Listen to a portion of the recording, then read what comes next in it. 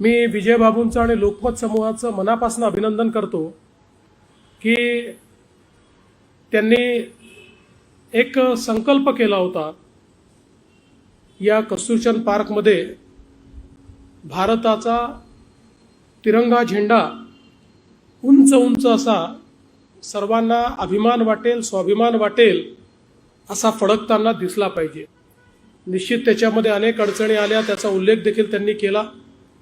जेव्हा आपण चांगलं काम करतो तेव्हाच अडचणी जास्त असतात, वाईट कामाला कधीच अडचणी येत नाहीत। त्यामुळे निश्चितपणे तुम्ही चांगलं काम करण्याचा प्रयत्न करत होतात आणि त्यातनं या सगळ्या अडचणी दूर झाल्या आणि अतिशय सुंदर अशा प्रकारचा हा झेंडा या ठिकाणी लागलेला आहे।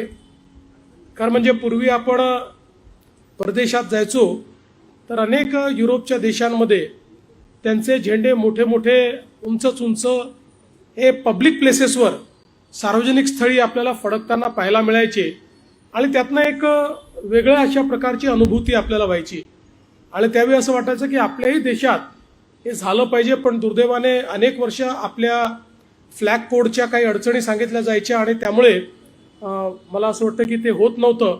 पण नंतरच्या काळात सर्वोच्च न्यायालयाने काही निर्णय दिले आणि त्यानंतर सार्वजनिक ठिकाणी 365 दिवस फडकू शकेल अशा प्रकारचे झेंडे लावण्याची मुभा आपल्याला मिळाली आणि आज आपण पाहतोय की जी प्रमुख आपले शहर आहेत या शहरांमध्ये अशा प्रकारचे झेंडे आपल्याला पाहायला मिळतात।